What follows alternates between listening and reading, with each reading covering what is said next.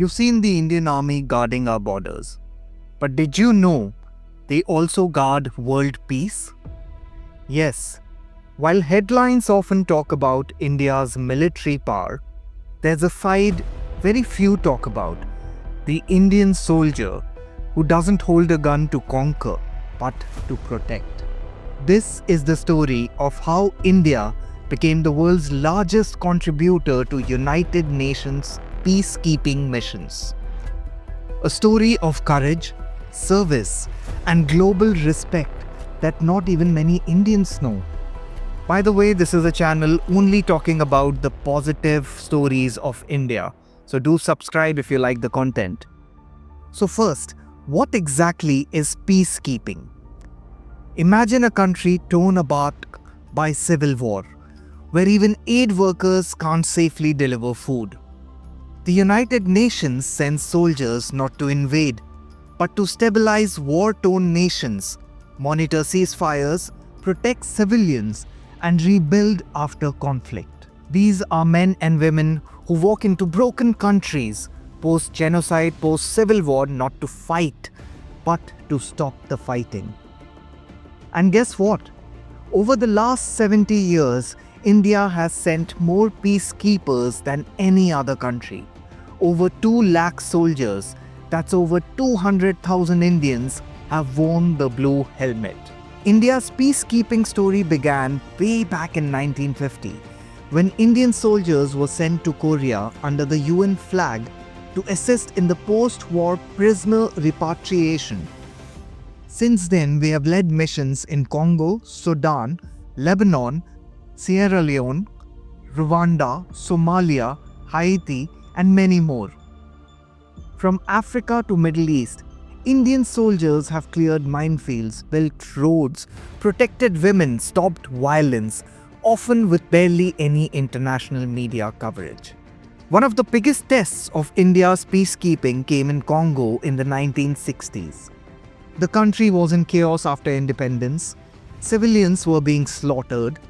India sent over 5,000 troops, led by none other than Brigadier K.A.S. Raja, who earned massive respect for holding peace in extremely volatile regions. It was dangerous and deadly, but India's army didn't flinch.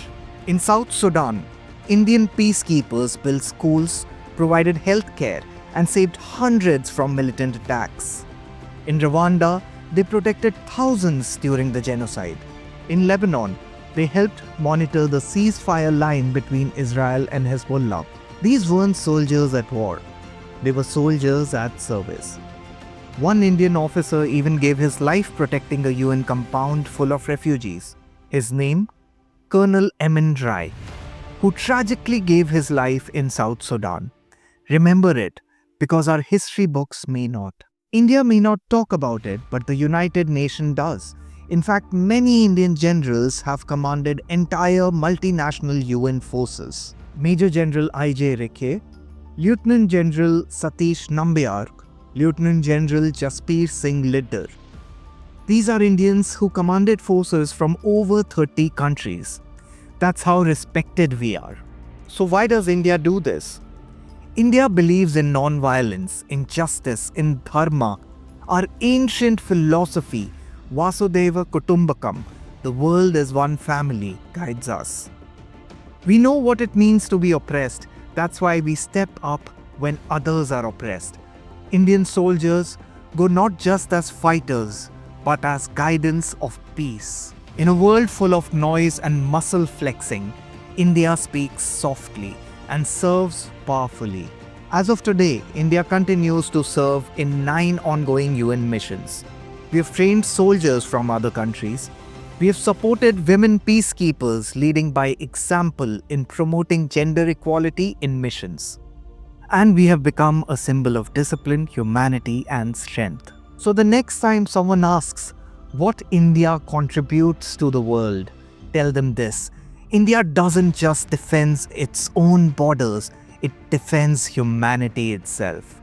Because being powerful is good, but being respected, that's rare. Subscribe to Proud India.